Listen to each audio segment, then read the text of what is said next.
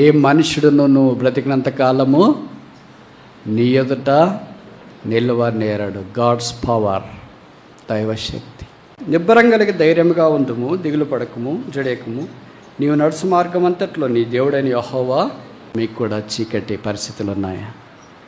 అంధకారం అలవటించుందా? ఏం చేయాలి? ఈ పరిస్థితుల్లో క్రాస్ రోడ్స్లో ఉన్నాము. ఇది చదువు పూర్తి కాలేదు, ఉద్యోగం రాలేదు, ట్రాన్స్ఫర్ కాలేదు, ప్రమోషన్ రాలేదు, పెళ్లి ప్రపోజల్ రావట్లేదు, బయట దేశానికి కావట్లేదు, అన్నీ ఫెయిల్యూరే బ్రదర్. Yes, that's true. మీరు ఒకళ్ళే కాదు ఫెయిల్యూర్ అనే పదం. మీరు నమ్మినా నమ్మకపోయినా నేను కూడా చెప్పనా, నాది కూడా ఫెయిల్డ్ లైఫ్. అన్నిట్లో ఫెయిల్యూరే. అకాడమిక్ ఫెయిల్యూరే, సెక్యులర్ ఫెయిల్యూరే, స్పిరిచువల్ ఫెయిల్యూరే, తర్వాత ఇంకా name it anything, all failure. But I praise God, there is a successor for me. నా కొరకే విజయశాలి, విక్టర్, గ్రేట్ కాంకరర్. ఆయన ద్వారా విజయం నాది. ఆ విజయ భూమిలో నిలువబడి ఆయన విజయాన్ని సంపాదించుకోవాలని ప్రభువు మనల్ని కోరుతున్నాడు. నీకు విరోధముగా రూపించబడి ఆయుధము, no weapon that is formed against thee shall prosper. నేను నీకు తోడై ఉన్నాను. దేవుడు మనకు తోడుగా ఉంటే ఇంక భద్రత ఏంటి, ఇంకా అవసరం ఏంటి? అందుకని సాధారణంగా మనం జనవరి 1వ తారీఖు పాట పాడుతుంటాం కదా. ఏమని పాడతాం? మేము భయపడము. పాట మాత్రం భలే పాడుతుంటాం. యెహోషువ యొక్క ధైర్యం సాధారణంగా మనకు తక్కువ ఉంటుంది, యెహోషువకి ఎక్కువ ఉంది. కానీ ఆయన వచ్చిన పరిస్థితి ధైర్యం చెడే పరిస్థితి. అందుకే మొదటి అధ్యాయంలో మీరు చూసినట్రేమో లేదో కనీసం 5 సార్లు రాసింటారు ఏమని, be of good courage, be of good courage, be of good, ధైర్యంగా ఉండము, ధైర్యంగా ఉండము, ధైర్యంగా ఉండము. యెహోషువ లాంటి నాయకుడికి ధైర్యం అవసరమా? నాయకుడికి కాదు అక్కడ అవసరమైంది, పరిస్థితులు అలాగున్నాయి. మోషే లాంటివి ఘనమైన నాయకుడు చనిపోతే ఎవరు ప్రజలను నడిపించగలరు? ఆ నిరుత్సాహంలోనే కూలిపోతారు. అయ్యయ్యో బలాఢ్యులు పడిపోయిరే, దావీదు యొక్క ఘోష. ఆ పడిపోయినారనే బాధలోనే విలిపిస్తూ ఉంటే అరణ్యంలో మనలాగా అనుకునేవాళ్ళు ఏమంటే ఇంత దాకా దేవుడు మోషన్ తెచ్చినాడు కదా, యోర్దాను దాటింటే కరాన్లో పడుకుంటా నెక్స్ట్ డేనే మోషన్ తీసుకున్న బాగుండేది. ఇప్పుడు దాకా తీసుకుని వచ్చి ఇప్పుడు తీసుకుంటే అర్ధాంతంలోన సముద్రం మధ్యలోన ఓడం తగలబెట్టినట్ల ఇక్కడ వెనక్కి రాలేం, ముందుకు పోలేం. దేవుడు ఇలాగ కూడా చేస్తాడా అని ప్రజలు అనుకుంటారేమో. అది చీకటి అధ్యాయం. And Joshua lands into the dark chapter. ఇశ్రాయేలీయుల జీవితంలో అలాంటి చీకటి అలముకున్నప్పుడు యెహోషువ అనే ఒక పరలోకపు కిరణం ఆ చీకటిలోనికి ప్రవేశించింది. మోషే యొక్క షూలో నిలబడి యెహోషువ ఇశ్రాయేల్ ప్రజల్ని నడిపించడం అంటే అంత సాధ్యమయ్యే పని కాదు. సాధారణంగా మనకున్న చెడ్డ అలవాటు ఏంటంటే కంపారిజన్. ఇద్దరు బోధకులు వచ్చినారనుకో, ఆ బోధకుడు ఎట్లా చెప్పినాడు, ఈ బోధకుడు. ఇద్దరు సింగర్స్ ఉంటారనుకో, ఆయన ఎట్లా పాడాడు, ఇటు పాడాడు. ఇద్దరు మ్యూజిషియన్స్ ఉంటారనుకో, వాళ్ళు ఎట్లా వాయించినారు, వీళ్ళు ఎట్లా వాయించినారు. ఇద్దరు సాక్ష్యం చెప్పారనుకో, వాళ్ళు ఎట్లా చెప్పినారు, వీళ్ళు ఎట్లా చెప్పినారు. బ్రదర్ ఎంతైనా మోషే అంత కాదు బ్రదర్ యెహోషువ. మోషే ఎక్కడ, యెహోషువ ఎక్కడ? ఈ కంపారిజన్ మనకు తెలియకుండానే జరిగిపోతుంది. ఈ కంపారిజన్ అంతా తట్టుకొని, ఈ పోలికంతా తట్టుకొని నిలబడాలంటే ధైర్యం కావాలా, గుండె ధైర్యం కావాలా. అదే దేవుడు యెహోషువకు మొదటి అధ్యాయంలో ఇవ్వాలని కోరుతున్నాడు. ఆ గుండె ధైర్యం నింపండి, ధైర్యంగా ఉండి అంటే అట్లా కుదరదు. అందుకనే దేవుడు ఒక 5 విషయాలు ఆయనకు ధైర్యం కొరకు వాక్యంలో ప్రోత్సాహం ఇచ్చినాడు. మీరు అనుమతిస్తే మొదటి అధ్యాయంలో నుండి ఆ 5 విషయాలు ఏరుకోవటానికి ప్రయత్నం చేస్తాం. జాషువా చాప్టర్ 1, యెహోషువ మొదటి అధ్యాయం ఫస్ట్ 2వ వచనం. యెహోషువ 1:2. కాబట్టి నీవు లేచి నీవును నీ జనులందరినూ యోర్దాను దాటి నేను ఇశ్రాయేలుకి ఇచ్చిన దేశమునకు రైజ్ అండ్ గో, లేచి వెళ్ళుడి. ఇప్పుడు నేను ఒక ప్రశ్న అడిగితే జవాబు చెప్పండి. బైబిల్ యెహోషువలు ఎంతమంది? మొదటి యెహోషువ ఎక్కడ, ఆఖరి యెహోషువ ఎక్కడ? ఈ యెహోషువ ఎన్నో వాడు? మీరు యెహోషువ అంటే ఒకళ్ళే అనుకుంటున్నారు కదా. 9 మంది ఉన్నారు బైబిల్లో. There are 9 Joshuas at least, and is one among them. సాధారణంగా మనకి యెహోషువ అంటేనే ఈయనే గుర్తొస్తాడు. అట్లా మన జీవితం లేకపోయినా అలాగ ఉండాలని పేరు పెట్టుకుంటాం, అది వేరే విషయం. ఈ 9 మంది యెహోషువలో ఈయన మాత్రమే క్రైస్తవ లోకానికి సుపరిచితుడు. కనుక ఆయనకి దేవుడు మొదటి అధ్యాయం 2వ వచనంలో నీవు లేచి వెళ్ళుడి. కనుక ధైర్యంగా ఉండాలంటే మొదటిది ఏంటంటే గాడ్స్ పర్పస్, దేవుని ఉద్దేశం ఏంటి. ప్రతి ఒక్కరి విషయంలో దేవుని ఉద్దేశం వేరుగా ఉంటుంది. అందరూ ఒకటే ఉంటుందని తలంచొద్దండి. నీ విషయమై దేవుని ఉద్దేశం వేరే, వారి విషయమై దేవుని ఉద్దేశం వేరే. ఒక ఇంట్లోనే 2 పిల్లలు ఉంటే 2 విషయంలో దేవుని ఉద్దేశాలు వేరు. ఇప్పుడు యెహోషువను గురించి నేను చెప్పాను కదా, యెహోషువ ఎఫ్రాయిం గోత్రంలో నుండి వచ్చినాడు. ఎఫ్రాయిం పేరే మొదట రాసినారు, కానీ మనష్షే పేరు తర్వాత రాసినారు. యోసేపుకి 2 కుమారులు. మొదటి కుమారుడు ఎవరు? మనష్షే. రెండో కుమారుడు ఎవరు? ఎఫ్రాయిం. మరి ఎఫ్రాయిం పేరు మొదట రాయాలా ఆఖరి రాయాలా? మొదట రాసిరేంటి బైబిల్లో? ఎంతమందిలో నుండి ఈయన సెలెక్ట్ అయ్యాడు తెలిసిన? ఇప్పుడు చూడండి, నేను మొదట రాసినాడని చెప్పింది మీరు తప్ప అనుకుంటారేమో. సంఖ్యాకాండం 1వ అధ్యాయం, సంఖ్యాకాండము 1వ అధ్యాయము, నంబర్స్ చాప్టర్ 1 32 వర్స్ 32. సంఖ్యాకాండం 1:32. యోసేపు పుత్రుల వంశావళి అనగా మనష్షే పుత్రుల వంశావళి అని రాసిరా. ఇప్పుడు చూడండి 33వ వచనం 2వ వరుస, మనష్షే పుత్రుల వంశావళి. మొదట ఎవరి పేరు రాశారు? తర్వాత ఎవరి పేరు రాశారు? మనష్షే. ఎందుకు అలాగే రాశారు? గాడ్ చాయిస్, దేవుని యొక్క ఎన్నిక. We cannot question sovereign choice of God. దేవుని సార్వభౌమ ఎన్నికని గురించి అలాగ మనం ప్రశ్నించలేము. అలాగే మనకు తెలిసి యాకోబు ఉన్నాడు, ఏశావు ఉన్నాడు. ఏశావుని గురించి తక్కువ రాశారు, యాకోబుని గురించి ఎక్కువ రాశారు. యాకోబు నుండి వచ్చిన వాళ్ళే 12 మంది అని మనకి ఇక్కడ పరిచయం. ఇక్కడ ఎంతమంది ఉన్నారంట? ఎఫ్రాయిముని గురించి రాసినారు 32వ వచనము లేదా 33 ఆఖరి వరుస. యోసేపు గోత్రములో అంటే ఎఫ్రాయిం గోత్రములో లెక్కింపబడిన వారు 4 బహుశా అది ఇది కాదనుకుంటారేమో. చూడండి 2వ అధ్యాయము 19వ వచనం, 2:19. Number chapter 2 verse 19. సంఖ్యాకాండం 2:19. అతని సేన, అతడంటే పైన రాసినారు ఎఫ్రాయిం కుమారులకు అనగా అతని వారిలో లెక్కింపబడిన వారు 40,000 నుండి ఎంతమంది వచ్చినారు? ఒకే ఒక్కడు, 1 out of 40,000, and that is Joshua. అది మొదటి దశ. రెండవ దశకు వచ్చేటప్పటికి 1 out of 6 lakh పీపుల్. 6 లక్షల కాల్బలంలో నుండి ఎంతమంది వచ్చినారు? ఒక్కడే. మొదట 40,000 నుండి వస్తేనే కదా 6 లక్షల నుండి వచ్చేది. ఉట్టికి ఎగరనోడు స్వర్గానికి ఏమి ఎగరతాడు? అలాగే యెహోషువను దేవుడు క్రమక్రమంగా తోడుకొని వచ్చినాడు. యెహోషువ విషయంలో దేవుని ఉద్దేశం ఏంటంటే అరైజ్ అండ్ గో, లేచి వెళ్ళు. ఎట్లా లేయాలి ప్రభా? చేత కాదు. యెహోషువ కనుక లేచినాడు అనిపిస్తుంది, మనకైతే చేత కాదు. మనం ఎవరో ఒక గొప్ప నాయకులని భావించేవారు ఉన్న పాటున మన కళ్ళు ఎదుటే నిష్క్రమిస్తే అసలు వాళ్ళ పార్థివ దేహాన్ని కూడా వెళ్ళి చూడటానికి చేత కాదు. అంత నిరసించిపోతాం. కాళ్ళు రావు, చేతులు రావు. మాట్లాడాలంటే నాలుక పిడిసి కట్టుకుని పోతుంది. ఏమని వెళ్ళాలి, ఏమని మాట్లాడాలని అనుకుంటాం. అలాంటి స్థితిలో యెహోషువను దేవుడు లేచాడమంటాడు. యెహోషువ లేచాడా లేదా? మనమైంటే ఏమని అంటాం? నేను లేని చేత కాదు, కావాలంటే సెలైన్ బాటిల్ ఇక్కడే తెచ్చిపెట్టాడు. బతికితే బతుకుతా, లేకపోతే లేదు. ఆయనతో పాటు ప్రభా నన్ను కూడా తీసుకెళ్ళు, పోయి అలాంటివన్నీ తీసుకుని పోయి అలాంటి వాడిని మిగిలించినావా? నా అలాంటి వాడిని తీసుకుపోయి అలాంటి వాడిని మిగిలించాల్సింది అని సాధారణంగా మనం అనుకుంటాం. యెహోషువ లేచినాడు. అరైజ్, లేచుట జీవితంలో ప్రాముఖ్యం. నేను ఆ మధ్యలో ఊరు వెళ్ళా. ఊరంటే వేరే దేశం. బ్రదర్ సిస్టర్ 2 పిల్లలు వచ్చి నన్ను కలిసినారు. బ్రదర్ ప్రైజ్ లార్డ్ అన్న. ప్రైజ్ లార్డ్ బ్రదర్ చెప్పండి అని. మా కొరకు ప్రార్థన చేయండి. ఏమైనా ప్రార్థన చేయాలంటే మేము 2కి రుణస్థలము, మొదటి దేవుడికి, రెండవది మీకు అని. మొదటిది బాగుంది, రెండవది బాగాలేదు అని చెప్పి. లేదు బ్రదర్, మొదటిది ప్రభు ఖచ్చితంగా, రెండవది మీరు కూడా. యూత్ క్యాంపులో మీరు ఒక వాక్యం చెప్పారు, ఒకటే ఒక మాట, అరైజ్, లేచండి అని. అప్పుడు నేను పెళ్లి కాలేదు, ఎంతో నిరుత్సాహంతో యూత్ క్యాంపుకి వచ్చినాను.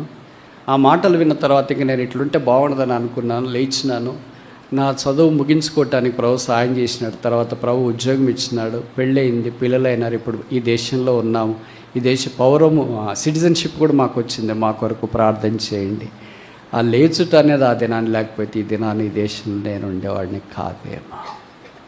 అలాంటి మాటలు విన్నప్పుడు, సాక్ష్యాలు విన్నప్పుడు కళ్ళు చెమ్మగిల్లుతాయి. ఎంతకాలం అక్కడే ఉంటాం? జరిగింది ఏదో జరిగింది. బాధ అయినా, వేదనైనా, కృంగుదలైనా, అవమానమైన, పోరాటమైన, ఓటమైన, దసిపోయిన, సోలిపోయిన, సొమ్మసిల్లిపోయిన, ఇంకా దాంట్లోనే ఎంతకాలం ఉంటావు? ఇంక ఇదే డిప్రెషను, ఇదే బాధ. ఫెయిల్ అయినా, అనారోగ్యం, అప్పులు, పేదరికం. ఆన్లైన్ బెట్టింగ్కి బానిసలైన వారు ఉన్నారు, ఆన్లైన్ అప్పులకు బానిసలైన వారు ఉన్నారు. వాళ్ళు తెలియకుండా చేస్తున్నారు.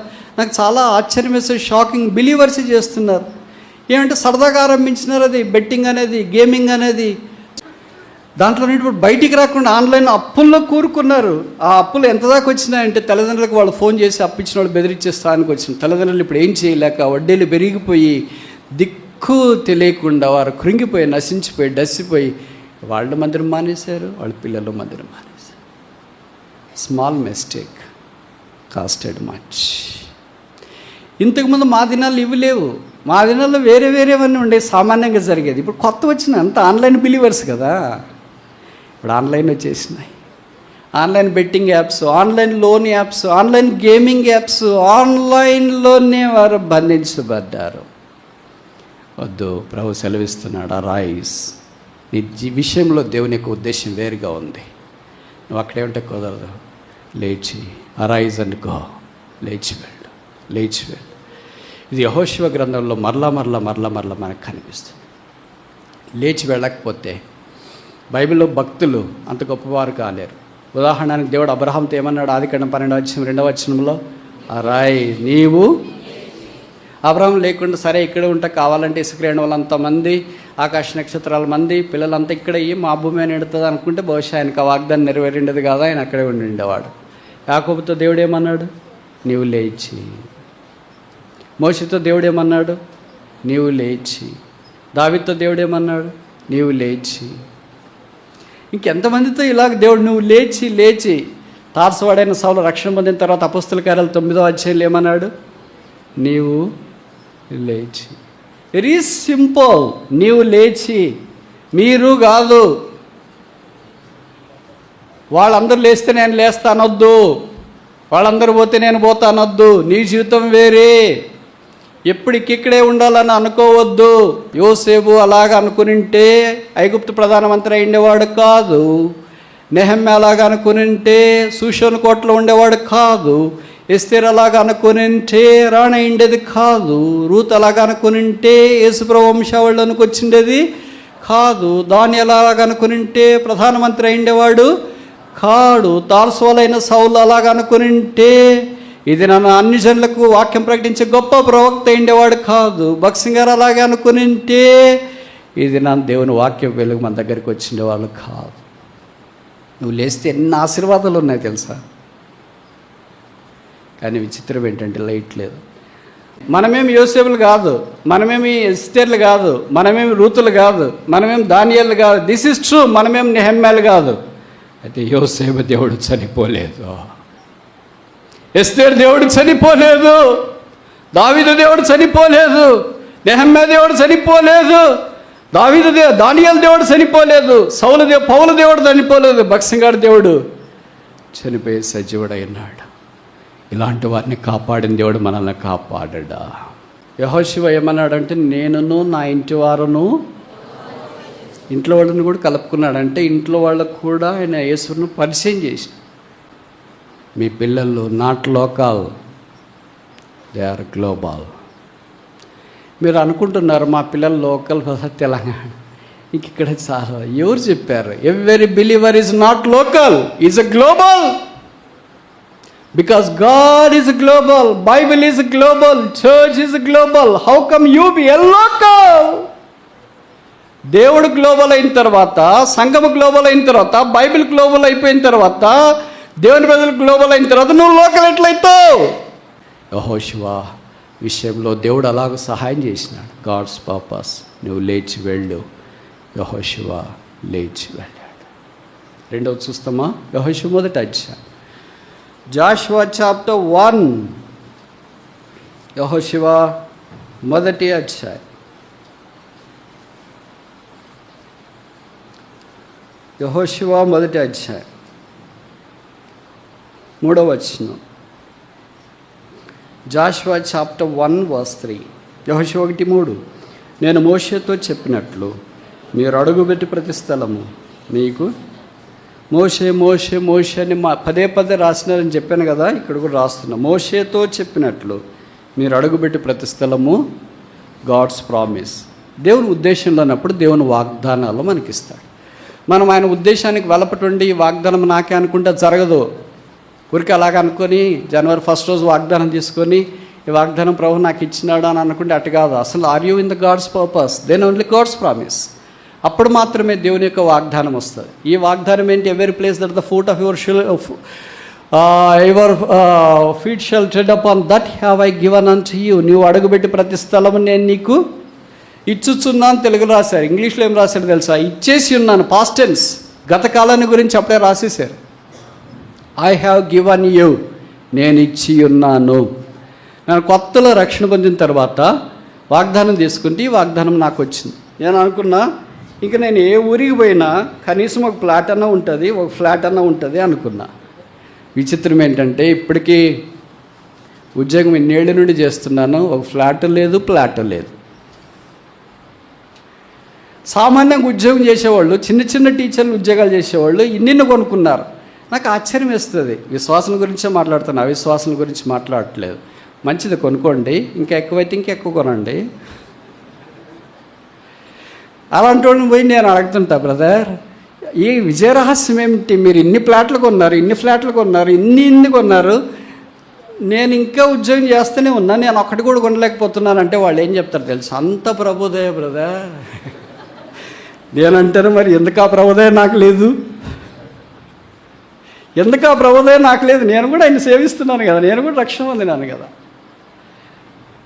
ఈ వాగ్దానం నేను అలాగే అర్థం చేసుకున్నా. ఎక్కడికి వెళ్తే హైదరాబాద్లో ఒక ఫ్లాట్, బెంగళూరులో ఒక ఫ్లాట్, ఇంకా 70 దేశాలు తిరిగాను కదా, 70 ఫ్లాట్లు ఉంటాయి మినిమం అనుకున్నా. విచిత్రం ఏంటంటే మినిమం 70 సెంట్లు కూడా లేదు, 1 సెంటు కూడా లేదు. తర్వాత ఇంక దీనంగా ఆలోచిస్తూ ఏంటి ప్రభా నాకు ఈ వాగ్దానం ఇచ్చిన ఒక ఫ్లాట్ కూడా లేదు అని అనుకుంటే అప్పుడు నేను అర్థం చేసుకునేది ఏంటంటే తప్పు కరెక్టో తెలియదు, మీరే తప్పు అయితే సరిదిద్దిన తర్వాత నాకు చెప్పండి. నేను అడుగుపెట్టిన స్థలంలో యేసు ప్రభు ప్రేమను ప్రకటిస్తే కొంతమంది అయినా యేసును అంగీకరించడానికి తీర్మానం చేసుకుంటారు. వారే స్థలం, వారే దేశం, వారే స్వాస్థ్యం, వారే భాగ్యం, వారే మహిమకు కారణం, వారే కిరీటం. అలాంటివి ఆశ్చర్యాలు కలిగిస్తాయి. ఆ మధ్యలో ఊరు వెళ్ళాను, ఊరి పేరు చెప్పను. ఒక బ్రదరు, 2 సిస్టర్స్, ముగ్గురు సాఫ్ట్వేర్ ఇంజనీర్స్. నాకు తెలియదు, వాళ్ళు చాలా అందంగా ఉంటారు. వాళ్ళు వచ్చి నాకు పరిచయం చేస్తున్నారు. మామూలుగా పరిచయం చేసేవాళ్ళని అడుగుతాం కదా, మీరు ఎవరు, ఎక్కడ, ఏం చేస్తారు, అట్లా ఇట్లా. వాళ్ళు నేను అడిగాను. అడిగితే వాళ్ళు ఇలాగ చెప్పడం ఆరంభించినారు. దేవుని యొక్క కృపను బట్టి ఈ దినాన మేము సాఫ్ట్వేర్ ఇంజనీర్లు చేస్తున్నాం, రక్షణలో ఎదుగుతున్నాం, మా కొరకు ప్రార్థన చేయండి, దేవుడు మా భవిష్యత్తును కూడా ఆశీర్వదించేటట్లు మేమందరం కలిసి యేసును వెంబడించాలనుకుంటున్నాం. వాళ్ళ ముగ్గురు ఒకే తల్లిదండ్రులకు పిల్లలు. వాళ్ళ అమ్మగారు నాన్నగారు పేద కుటుంబంలో పుట్టారు. యేసును అంగీకరించినారు, సేవ చేస్తున్నారు. నేను ఆ స్థలానికి మీటింగ్స్కి వెళ్ళేటప్పుడు వాళ్ళిద్దరు రక్షణ పొందినారంట. అప్పుడే ప్రభు మాట్లాడితే సేవకు వచ్చినారంట. దేవుడు వాళ్ళ ముగ్గురు పిల్లలు, నాకంటే చిన్నవాళ్ళు వాళ్ళ వయసులో, ముగ్గురికి పిల్లల్ని ఇచ్చినారు. నేను ఒక జిల్లా కేంద్రానికి గుడ్ ఫ్రైడే మినిస్ట్రీ వరకు వెళ్ళినప్పుడు వాళ్ళు చెప్పారు, మా నాన్నగారు అమ్మగారు మా ముగ్గురిని, ఒకళ్ళు intermediate 10th class 9th class ఉంటే మీరు ముగ్గురు వెళ్ళి అక్కడ బ్రదర్ వచ్చినాడు వాక్యం వినేసారండి అని 3 రోజుల కొరకు పంపించినారు మమ్మల్ని. అంటే మీ దగ్గర గుడ్ ఫ్రైడే మీటింగ్స్ లేవా అంటే ఉన్నాయి, కానీ కొద్దిగా డిఫరెంట్గా ఉంటుంది కదా వేరే స్థలానికి వెళితే అని మేము అక్కడికి వచ్చినాం. అక్కడికి వచ్చిన తర్వాత యేసుప్రభు యొక్క ప్రేమను గురించి మీరు గుడ్ ఫ్రైడే అప్పుడు చెప్తే మాకు తెలియకుండానే ముగ్గురు వేరు దగ్గర కూర్చుంటారు. బ్రదర్ ఒక దగ్గర, వాళ్ళిద్దరు అక్క చెల్లెళ్ళు వేరు కూర్చున్నారు. తెలియకుండానే మీరు ఆల్టర్ కాల్ ఇచ్చినారు, ముగ్గురు చేతులు ఎత్తినాము. అది మాకు తెలియదు. కానీ విచిత్రం ఏంటంటే మాకు కార్డులు ఇవ్వలేదు. కార్డు ఇచ్చే వాలంటీర్లు, అంకులు లాంటి వాళ్ళు. ఎందుకు ఇవ్వలేదంటే మేము చిన్నపిల్లలని బహుశా వాళ్ళు ఇవ్వలేదేమో. అప్పుడు మేమెవరో మీకు తెలియదు, కానీ మీరు స్టేజ్ మీద నుండి చెప్పారు, ఆ పిల్లల చేతులు ఎత్తినారు వాళ్ళకు కూడా ఇవ్వండి అని. అప్పుడు కార్డు ఇచ్చేవాళ్ళు ఏమి పాలుపోక మా దగ్గరికి కూడా వచ్చి కార్డు ఇచ్చినారు. మేము కార్డు తీసుకున్నాము, మా తీర్మానం రాసినాము. బయటకు వచ్చిన తర్వాత మేము ముగ్గురం మాట్లాడుకుంటుంటే మేము ముగ్గురం ప్రభు కొరకు తీర్మానం చేసుకున్నామని మా మాటల్లో మాకు అర్థమైంది. ఇంటికి వెళ్ళాము, మా తల్లిదండ్రులకు చెప్పాము. వాళ్ళ ఆనందానికి అవధులు లేవా. ఇంత చిన్న వయసులో రక్షణ పొందినారా? దేవుడు ఇంత అద్భుతం మీలో చేసినాడా? రక్షణ కొరకు ఎంతో పోరాడాలో మీ కొరకు ప్రార్థనలు అనుకున్నామే, అంతటితో ఆగిపోలేదు. మేము చదువుకుంటున్నాం, చాలా కష్టంగా ఉంది. అయితే మాకు గవర్నమెంట్ ఫీజు రీంబర్స్మెంట్ ఇచ్చింది. ముగ్గురు బీటెక్లు చేసినాం, క్యాంపస్ ఇంటర్వ్యూలో సెలెక్ట్ అయ్యాం. ఇప్పుడు బెంగళూరులో సాఫ్ట్వేర్ జాబ్ చేస్తున్నాం. మా కొరకు ప్రార్థన చేయండి. జీవితానికి ఇంతకంటే ఇంకేం కావాలంటారు? అంటే ఉద్యోగం చేస్తున్నారని కాదు నేను చెప్పేది. యేసుని అంగీకరించి యేసు కొరకు జీవించేవారు, అది కడుపేదవారైనా పర్వాలేదు, అదే మా మహిమ, అదే మా కిరీటము, అదే మా ఆనందము, అదే మార్చి. గాడ్స్ ప్రామిస్, దేవుని వాగ్దానము. భవిష్యత్ దేవుడు ఎలాగ నెరవేరుస్తాడో మనకు తెలియదు. ఇలాంటి సాక్ష్యాలు వింటున్నప్పుడు కళ్ళు చెమ్మగిల్లుతాయి, వెంట్రుకలు నిక్కబడుచుకుంటాయి, వెన్నులో వణకు పడుతుంది. దైవమా, ఇది ఏమి ప్రేమ. మూడవది చూస్తామా? యెహోషువ 1వ అధ్యాయం, జాషువా చాప్టర్ 1, యెహోషువ 1వ అధ్యాయం 5వ వచనం. Jashuva chapter 1 verse 5. నీవు బ్రతుకు దినములన్నిటను ఏ మనుష్యుడును నీ ఎదుట నిలవలేక ఇందును నేను మోషేకు తోడైండినట్లు, మోషేకు చెప్పినట్లు, మోషేతో ఉన్నట్లు, మోషేకు సెలవిచ్చినట్లు. అంత మోషేను పోలుస్తూ యెహోషువను ధైర్యపరుస్తున్నాడు. అంటే you are no inferior to the work of the Moses because I was with Moses. నువ్వు మోషే యొక్క స్థానంలో నేనేం పరిస్థితి చేయగలను అనుకుంటాను. That's true. అయితే Moses is dead, but God of Moses has endured. మోషే చనిపోయాడు, అది వాస్తవమే. మోషే దేవుడు చనిపోలేదు కనుక మోషే వైపు చూడక మోషే దేవుని వైపు చూడు. ఏ మనుషుడును నువ్వు బ్రతికినంత కాలము నీ ఎదుట నిలవనేరడు. గాడ్స్ పవర్, దైవశక్తి. దేవుడి శక్తి ఇచ్చిన తర్వాత నిలవనేరడంటే మనం వెళుతూ ఉంటే మనుషులంతా కింద పడిపోతారని కాదు దీని అర్థం. పైకి లేసేవాళ్ళు కూడా ఉంటారు. 20 ఏళ్ల క్రితం ఎలాగుండేదండి మీకు తెలుసు కదా. మందిరంలో ఎంతో దైవికంగా ఉండేవాడు. ప్రతి మందిరంలో నేను భారతదేశం ఉత్తర దక్షిణ తూర్పు పడమరలు తిరిగా, దాదాపు 70 దేశాలు తిరిగా. విశ్వాసులు అంతా పరీక్షిస్తే అంటే పరిశీలిస్తే అబ్జర్వ్ చేస్తే 20 ఏళ్ల క్రితము మా మందిరంలో హెబ్రోన్ ఫెలోషిప్ అంటే 90% నమ్మకమైన వాళ్ళే కనిపించారు. ఏదో ఒక 10% ఇంక అట్ట ఇట్ట ఉంటుంది కదా గురుగులు కూడా అని అనుకునేవాళ్ళం. ఇప్పుడు అది రివర్స్ అయింది. ఎవరు నమ్మాలో తెలియట్లేదు, ఎవరితో ఏం మాట్లాడాలో తెలియట్లేదు. అప్పుడు పాతకాలంలో ఎలాగుండేదంటే ఎవరన్నా ఒక మాట మనకు గద్దించినా, బ్రదర్ ఎందుకంటే చేస్తున్నారు అని అంటే అప్పుడు మౌనంగా వెళ్ళిపోయి ఆ గద్దెంపును స్వీకరించి ఇంటికి వెళ్ళిన తర్వాత తిరిగే రోజు మళ్ళీ వాళ్ళు వచ్చి, బ్రదర్ మీరు నేను గద్దించినప్పుడు బాధపడ్డాము, దయచేసి క్షమించండి, అది మా మేలు కొరకే, రాత్రి అంతా గద్దెంపును ఆలోచిస్తే నిద్ర పట్టలేదు, నేను ఎందుకు ఇలాగ చేశానా అనింది, అందుకే క్షమాపణ కొరకు మీ దగ్గరికి వచ్చినాము అని చెప్పేవాళ్ళు. కాదంటారా? ఇప్పుడు అట్లా కాదు. ఇటు గద్దిచ్చినాం అనుకో, ఇంటికి పోయి ఉదయం ఇంకా 5 మందిని తీసుకొని వస్తాడు. మా వాడిని గద్దిస్తారా, మా వాళ్ళని గద్దిస్తారు. అసలు ఏమనుకుంటారు మీరు? ఈ ఊర్లో ఉండాలనుకుంటున్నారా? ఏమైంది? ఆత్మీయత, భయం లేదు. నీకు భయం లేకపోతే నష్టం ఎవరికో అని అనుకుంటున్నావేమో. నీకే, నీ కుటుంబానికే, నీ పిల్లలకి ఇది నువ్వు ఆశీర్వాదకరంగా ఉన్నావంటే నీ వల్లగా జరిగింది కాదు, నీ వల్ల ఏం ఒరగదు.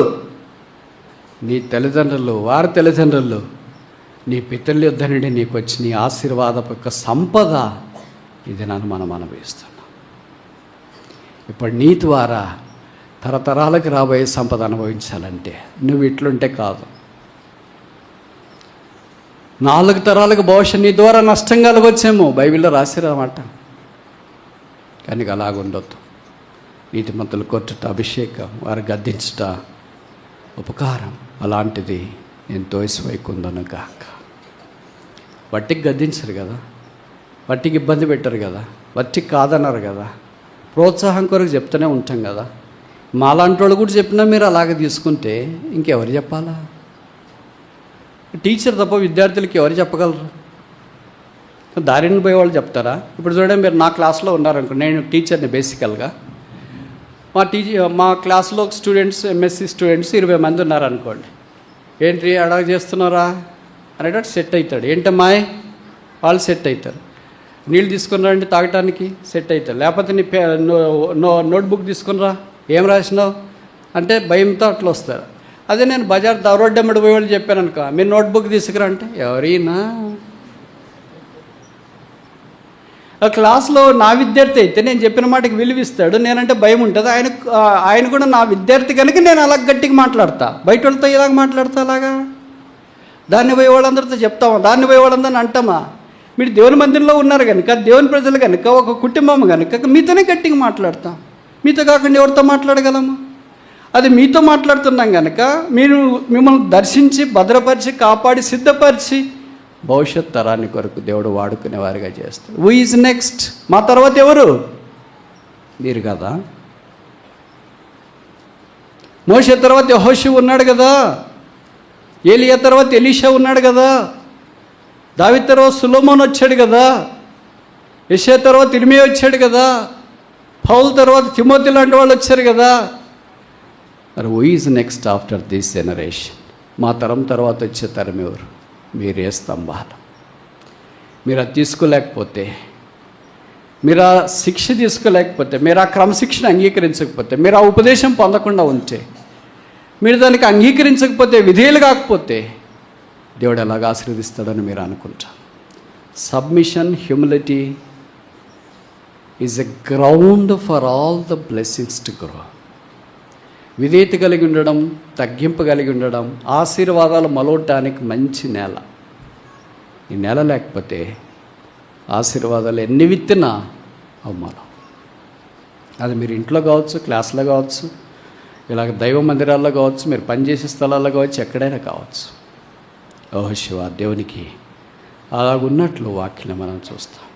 4వది యెహోషువ 1వ అధ్యాయం, జాషువా చాప్టర్ 1. యెహోషువ 1వ అధ్యాయం 9వ వచనం. నేను నీకు ఆజ్ఞ ఇస్తున్నాను కదా, నిబ్బరం కలిగి ధైర్యంగా ఉండుము, దిగులు పడకము, జడేకము. నీవు నడుచు మార్గం అంతట్లో నీ దేవుడైన యెహోవా, ప్రెజెన్స్ ఆఫ్ గాడ్, నీకు తోడై ఉంటా. నీవు నీవు నీవు నీవు అనే మాటలే చూస్తున్నా. ఇప్పుడు దాకా ఎన్ని విషయాలు చూసినాం యెహోషువకు సంబంధించి? 4. మొదటిది ఏంటి? గాడ్స్ పర్పస్, దేవుని ఉద్దేశం, నీవు లేచి వెళ్ళు. రెండవది ఏంటి? గాడ్స్ ప్రామిస్, దేవుని వాగ్దానము, నువ్వు అడుగుపెట్టే స్థలం నేను నీకు ఇచ్చి ఉన్నాను, ఇంగ్లీష్ బైబిల్ ప్రకారం, పాస్ట్ టెన్స్, గతకాలం. మూడవది ఏంటి? గాడ్స్ పవర్, నీ ఎదుట ఏ మనుషుడను ఎలవనేడు. 4వది ఏంటి? గాడ్స్ ప్రజెన్స్, నేను నీకు తోడై ఉన్నాను. దేవుడు మనకు తోడుగా ఉంటే ఇంక భద్రత ఏంటి, ఇంకా అవసరం ఏంటి? అందుకని సాధారణంగా మనం జనవరి 1వ తారీఖు పాట పాడుతుంటాం కదా. ఏమని పాడతాం? మేము భయపడము. పాట మాత్రం భలే పాడుతుంటా. నేను కిందికి వెళ్ళి చెప్పుల స్టాండ్లో చెప్పులు వేసుకునేటప్పుడు సైతాన్ అంటాడు, నువ్వు బయటికి రా, నీ సంగతి చెప్తా కదా. నువ్వు భయపడవా? నువ్వు భయపడవా? నువ్వు భయపడవు, నీ సంగతి నాకు తెలుదా? కిచెన్లో ఉంటే బొద్దింకను చూసే భయపడతావే, ఫ్రిడ్జ్ దగ్గర తిరిగే బల్లిని చూసే భయపడతావే, ఇంట్లో రాత్రిపూట కరెంటు పోతేనే భయపడతావే. అక్కడ జనవరి 1వ తారీఖు మాత్రం ఎంత బద్దలు వాడుతున్నారు కదా మీరు. అని సాతాను అంటా ఉండి అప్పటి నుండి వాడు పనిచేయడం ఆరంభిస్తే అయ్యో భయం, అయ్యో భయం, అయ్యో భయం, భయం, భయం, భయం. యెహోషువకు కూడా అలాగే ఉంది. అందుకే దేవుడు అన్నాడు, భయపడొద్దు, దిగులు పడొద్దు, నేను నీకు తోడై. అందుకే వాక్యంలో రాశారు కదా యెషయాలో, నీకు విరోధముగా రూపించబడి ఆయుధము no weapon that is formed against thee shall prosper. ప్రభువు మనకు తోడుగుండి నడిపించేవాడు. 5వ దాకరు చూసి ముగిస్తామా? జాషువా చాప్టర్ 1:8. యెహోషువ 1:8. యెహోషువ గ్రంథము 1వ అధ్యాయము 8వ వచనం. దేవుని యొక్క వర్ధిల్లే వాక్యం. కనుక 5 విషయాలు మనం చూసినాం. మొదటిది గాడ్స్ పర్పస్, దేవుని ఉద్దేశం, లేచి వెళ్ళుడి.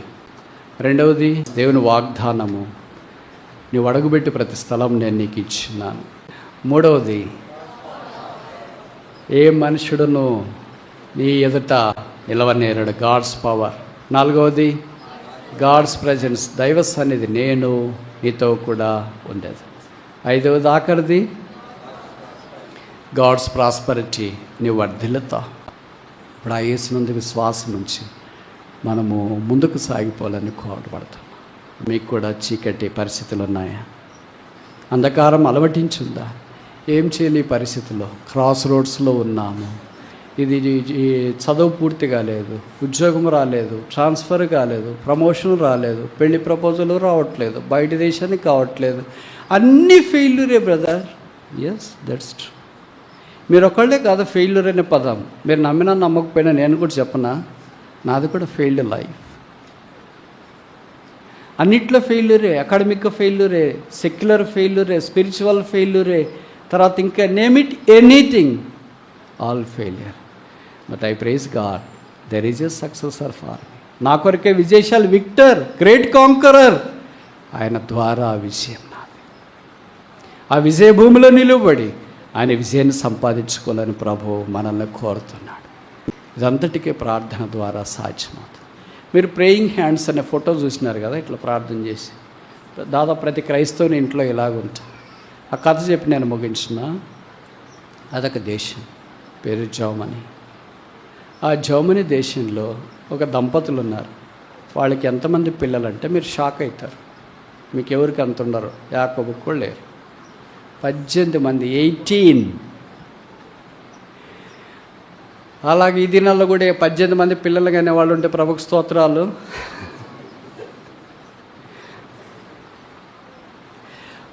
నేనే షాక్ అయినా స్టోరీ చదివినప్పుడు. మామూలుగా 5 మంది 6 మంది అనేది విన్నాం, కానీ 18, they are more than Jacob. యాకోబుని దాటిపోయినారు. 18 మంది పిల్లలు ఉన్నారు. తల్లిదండ్రులు చాలా సామాన్యమైన కుటుంబం. ఈ పిల్లలందరికీ చదువులు కష్టం. దగ్గర పుట్టినోళ్ళలో ఆఖరిలో ఉన్న 2 అన్నదమ్ములు. ఒక అన్న పేరు జూనెట్, తమ్ముడి పేరు జూనెట్, అన్న పేరు ఆల్బర్ట్. వీరిద్దరూ చదువుకోవాలని అనుకున్నారు. కానీ ఇద్దరిని చదివించే స్తోమత, అంటే మిగతా 16 మందిని వదిలేయండి, ఈ ఇద్దరిని చదివించే స్తోమత కూడా వాళ్ళ నాన్నగారికి లేదు. అప్పుడు ఇద్దరిలో ఏమనుకున్నారంటే, మనం కాయిన్ టాస్ చేస్తాం. అంటే ఒక నాణ్యం ఉంటుంది కదా, దాన్ని పైకి వేస్తాం, బొమ్మ బొరుస. ఎవరు నాణ్యం గెలిస్తే, అంటే ఎవరు బొమ్మ అన్నారనుకో, బొమ్మ వస్తే వాళ్ళు చదువుకుందాం.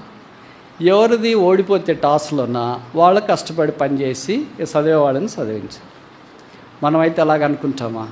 అప్పుడు వాళ్ళు అలాగ అనుకున్నారు. టాస్ వేస్తే ఆల్బర్ట్ అన్న ఓడిపోయాడు, జూనియర్ తమ్ముడు గెలిచి. అన్న అన్నాడు, సరే నేను కష్టపడి నీ కొరకు ప్రయాసపడి చదివిస్తాను, వెళ్ళి జాయిన్గా అన్నాడు. వెళ్ళాడు. 4 సంవత్సరాలు ఆర్టిస్టిక్ వర్క్, అంటే చిత్రలేఖనము, ఇంకో మాటలు చెప్పాలంటే పెయింటింగ్ లాంటిది వేయడం బాగా నేర్చుకున్నాడు. మైనింగ్లో పనిచేసేవాడు. ఇది దాదాపు 15వ శతాబ్దంలో జరిగింది. ఆ మైండ్లో పనిచేసి 4 ఏళ్ళుగా తమ్మునికి ఎంతో సాయం చేశాడు. తమ్ముడు ముగించుకొని చదువు వచ్చినాడు. తమ్ముడు వచ్చినాడని వాళ్ళన్న ఒక పెద్ద థ్యాంక్స్ గివింగ్ మీటింగ్ ఏర్పాటు చేసింది. ఆ థ్యాంక్స్ గివింగ్ మీటింగ్లో వాళ్ళన్న తమ్ముని గురించి చెప్తా, మా తమ్ముడి కొరకు నేను ప్రయాసపడ్డాను, మా నాన్నగారు అమ్మగారు సహాయం చేయలేకపోయారు, మా తోబుట్టువులు కూడా మిగతా వాళ్ళు సహాయం చేయలేకపోయారు. నేను మైండ్స్లో, అంటే గనుల్లో పనిచేశాను. ఎంత పని చేశానంటే, ఆయన 2 చేతులు ఉన్నాయి కదా, వేళ్ళు ఉన్నాయి కదా, ఈ వేళ్ళు ఇట్లా దగ్గరికి రానంతగా